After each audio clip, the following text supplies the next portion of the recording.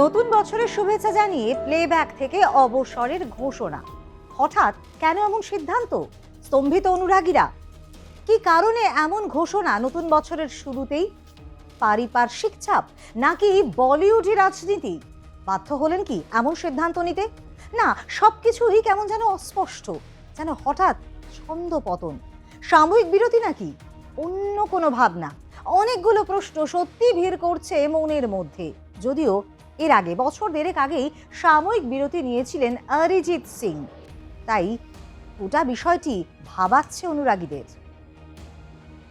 অরিজিৎ বরাবরই স্বতন্ত্র, বর্তমান প্রজন্মের হৃৎস্পন্দন, ভারতের অন্যতম জনপ্রিয় গায়ক অরিজিৎ সিং। ফিল্মে যার প্রত্যেকটি গান সুপার ডুপার হিট। তার গানে আপামর ভারতবাসী কখনো কেঁদেছে, কখনো নেচেছে, আবার কখনো প্রেমের নিবেদন করেছে। কিন্তু এই অরিজিৎই 2005 সালে ফেম গুরুকুল থেকে ছিটকে যাবার পর চোখের জলে বিদায় নিতে হয়েছিল তাকে। তারপর শুরু হয়েছিল অরিজিতের আসল লড়াই। জিয়াগঞ্জের সাদামাটা ছেলেটা কঠোর অধ্যাবসায় নিজেকে ভেঙে চুড়ে তৈরি করতে থাকে। সহকারী সঙ্গীত পরিচালক হিসেবে প্রীতমের সাথে কাজ করে সে। মিউজিক প্রোগ্রামার হিসেবে ক্যারিয়ার শুরু করে দেয়। সুরের কারিগরি আর টেকনিক্যাল খুঁটিনাটি শিক্ষাই তাকে আজ অন্য গায়কদের থেকে একেবারে আলাদা, স্বতন্ত্র করে তুলেছে। হয়ে উঠেছেন আজকের মিউজিক সেন্সেশন, যা কেউ কোনোদিনও ভাবতেই পারেনি অরিজিৎ তাই করে দেখিয়েছেন। কিন্তু খ্যাতির মধ্যগগনে থেকে কি বছরের শুরুতেই ভক্তদের জন্য এমনই একটা চরম দুঃসংবাদ কেন বয়ে আনলেন এই তারকা শিল্পী? সম্প্রতি নিজের সোশ্যাল মিডিয়া হ্যান্ডেলে একটা দীর্ঘ পোস্ট, সেই পোস্টের মাধ্যমে প্লেব্যাক বা সিনেমার গান গাওয়া থেকে অবসর নেওয়ার ঘোষণা করেছেন তিনি। যদিও তিনি স্পষ্ট করেছেন যে গান বানানো কিন্তু এখনো থামিয়ে দিচ্ছেন না অরিজিৎ সিং। অরিজিৎ সিং এই নামটাই যথেষ্ট বাঙালির আবেগ, ভারতীয় সঙ্গীত জগতের সমার্থক হতে। কিন্তু সেই অরিজিৎ যখন প্লেব্যাক বা সিনেমার জগৎ থেকে চিরতরে সরে দাঁড়াবার ঘোষণা করছেন, তখন ভক্তদের মনে তো প্রশ্নের পার জমবেই, আর সেটাই তো খুব স্বাভাবিক। অরিজিৎ নিজের বয়ানে জানিয়েছেন যে তিনি স্বাধীনভাবে সঙ্গীত চর্চা করতে চান, কিন্তু বলিউডের অন্দরমহল বলছে অন্য কথা। নেটিজনদের বড় একটি অংশের দাবি, বছরের পর বছর বলিউডই দলাদলি আর রাজনীতির শিকার হতে হয়েছে অনেককেই। আর তাতে কি ক্লান্ত জিয়াগঞ্জের এই ভূমিপুত্র? অরিজিৎ যে ডিসিশনটা নিয়েছে, এটা প্রথমত ওর একদমই ব্যক্তিগত ডিসিশন। ওর যদি মনে হয় যে এই মুহূর্তে ও আর প্লেব্যাক করতে চায় না, তো আমার মনে হয় সেটাকে সাধুবাদ জানানো উচিত। আর আমি নিজে যতটুকু জানি বা শুনেছি, নিজের ইন্ডিপেন্ডেন্ট মিউজিক নিয়েও অনেক কাজ করছে। প্লাস জিয়াগঞ্জ যেখানে থাকে, সেখানে নানান রকম সোশ্যাল অ্যাক্টিভিটিসের সঙ্গেও জড়িয়ে ওখানকার প্লেয়ার্সদের জন্য ইনস্টিটিউশন করার বা একাডেমি করার চেষ্টা করছে। ওখানকার যারা স্টেট লেভেলে খেলে এবং নানান রকম কাজের সঙ্গে জড়িয়ে। তো আমার হয়তো এটাও হতে পারে যে ওর হয়তো একঘেয়েমি লাগছে, প্লেব্যাকের থেকে এই জন্য একটু ব্রেক নিতে চাইছে। তো একজন শিল্পীর ডেফিনেটলি এই স্বাধীনতাটা আছে। তবে হ্যাঁ, লাইক ওর অন্য বিশ্বজুড়ে সব ফ্যানেদের মতো আমারও খারাপ লাগবে, বিকজ আমরাও ছবির গানে ওকে মিস করব। তবে হয়তো এই ব্রেকটা ফর দ্য টাইমিং হবে, কারণ এক ধরনের কাজ করতে করতে তো মানুষের একটা ক্লান্তি আসে। হয়তো সেরকম কিছু মনে হচ্ছে, বা হয়তো ও একটু অন্য কিছু ভাবতে চাইছে মিউজিক নিয়ে, সেটার জন্য ওর একটা টাইম দরকার। So let's respect this decision of Arijit, and I wish him all the best. 2011 সালে মার্ডার 2 ছবির ফির মোহব্বত দিয়ে প্লেব্যাক শুরু হলেও 2013 সালে পরিচালক মহেশ ভাটের আশিকি 2 ছবির গানগুলি মুক্তির পর আর ফিরে তাকাতে হয়নি তাকে। তুম হি হো গানটি অরিজিৎকে রাতারাতি সুপারস্টারে পরিণত করে। তুম হি হো, চন্না মেরেয়া, ইয়ে দিল হ্যায় মুশকিল, ফির লে আয়া দিল বা কেসরিয়া, গহরা হুয়া, সনম রে, সাवन आया है, প্রায় 400-রও অধিক ফিল্মে গান গেয়েছেন তিনি। সুপার ডুপার হিট গান দিয়েছেন প্রায় 1 দশকেরও বেশি। প্রতিটি ব্লকবাস্টার ছবির প্রাণ ভ্রমরা হয়ে উঠেছেন তিনি। তবে শুধু হিন্দি গানই নয়, বাংলা সিনেমার গানেও তো তিনি নিজেকে মেলে ধরেছিলেন। ঘরের ছেলে অরিজিৎ সম্প্রতি মানবজমিন এবং লহ গৌরঙ্গের নাম ছবির গান তার উজ্জ্বল দৃষ্টান্ত। অরিজিৎ কেবল গায়ক হিসেবেই থেমে থাকেনি। সালে সানিয়া মালহোত্রা অভিনীত পাগলায়েত ছবির মাধ্যমে তিনি স্বতন্ত্র সঙ্গীত পরিচালক হিসেবে কিন্তু আত্মপ্রকাশ করেন। তার সুরারোপিত গানগুলি সমালোচকদের প্রশংসা কুড়িয়ে নেয়। সম্প্রতি তিনি নিজের একটা মিউজিক লেবেল ওরিয়ন শুরু করেছেন। সেখান থেকে একের পর এক স্বাধীন সঙ্গীত এবং ইন্ডিপেন্ডেন্ট মিউজিক উপহার দিচ্ছেন।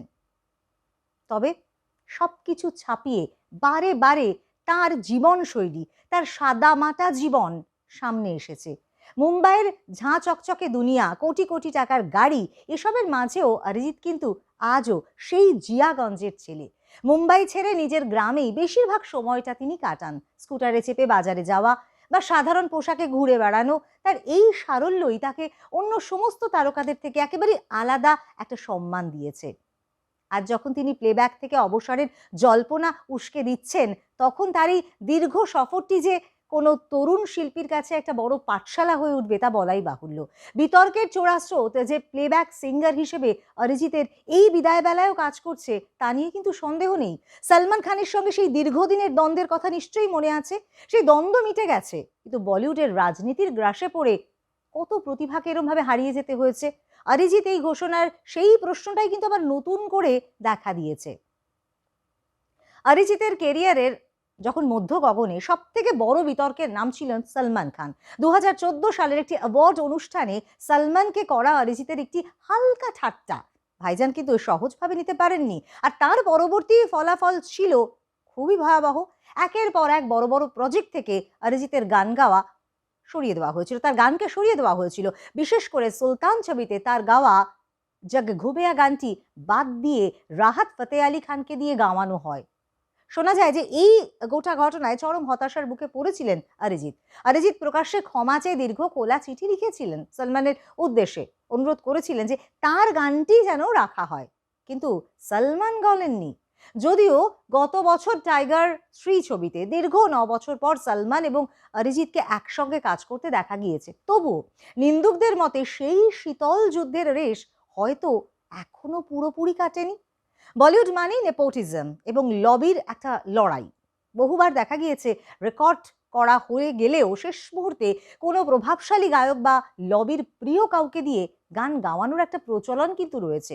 সঙ্গীত পরিচালকদের সঙ্গে অরিজিতের সম্পর্ক খুব সুমধুর হলেও প্রযোজকদের খবরদারিতে বহু গান তার হাতছাড়া হয়েছে, এমনটা কিন্তু গুঞ্জনও রয়েছে। সুশান্ত সিং রাজপুতের মৃত্যুর পর বলিউডের যে একটা অন্ধকার দিক সামনে এসেছিল, অরিজিতের এই হঠাৎ সিদ্ধান্তে সেই কালো ছায়ার ছোঁয়া দেখছেন কিন্তু নেটিজেনরা। অরিজিৎ বরাবরই লাইমলাইট থেকে দূরে থাকতে পছন্দ করেন। মুম্বাইয়ের গ্ল্যামার দুনিয়া ছেড়ে বেশিরভাগ সময়, যেমনটা আপনাদের আগেও জানালাম, আপনারা সকলেই দেখেছেন তাকে, বেশিরভাগ সময় কিন্তু তিনি তার গ্রামের বাড়িতে কাটান। নানান জল্পনা তো থাকছেই। ভক্তদের একাংশের ধারণা যে গত 1 দশক ধরে সিনেমার গানে যে ধরনের একঘেয়েমি বা রিমিক্স সংস্কৃতি তৈরি হয়েছে, তার সঙ্গে অরিজিৎ হয়তো তাল মেলাতে পারছেন না বা চাইছেন না। স্বাধীন সুরকার হিসেবে কাজ করতে চাইছেন তিনি।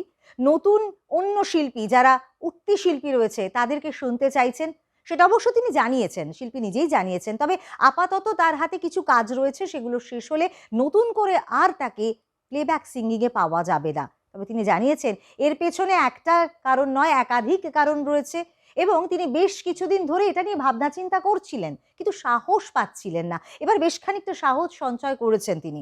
গায়ক খুব দ্রুত আগ্রহ হারিয়ে ফেলেন, ক্লান্ত হয়ে পড়েছেন তিনি, এমনটা তিনি জানিয়েছেন। উন্নতির জন্যে বিভিন্ন সঙ্গীত তিনি অন্বেষণ করতে হবে, এমনটাই জানিয়েছেন। এমনকি নতুন প্রতিভাদের শোনার জন্যে অধীর আগ্রহে অপেক্ষমান তিনি, যা তাকে সত্যি অনুপ্রাণিত করবে। প্লেব্যাকের কারণেই আজকে তিনি এত সমাদৃত। সেই প্লেব্যাক থেকে দূরে সরলেন। এবারে চুলচেরা বিশ্লেষণ তো শুরু করেছেন আসমুদ্র হিমাচল অরিজিৎ ফ্যানেরা। তার এই সিদ্ধান্ত কতটা প্রভাব ফেলবে ফিল্ম ইন্ডাস্ট্রিতে, তা নিয়ে কিন্তু ইতিমধ্যেই শুরু হয়ে গিয়েছে জোর চর্চা। আদপে কি বলিউড ইন্ডাস্ট্রির বা সমস্ত ফিল্ম ইন্ডাস্ট্রির ক্ষতির মুখে পড়ল এই রকম একজন শিল্পী, যিনি তার মধ্য গগনে, কেরিয়ারের মধ্য গগনে তিনি তার গান গাওয়া, প্লেব্যাক ফিল্মের জন্য গান গাওয়া ছেড়ে দিলেন?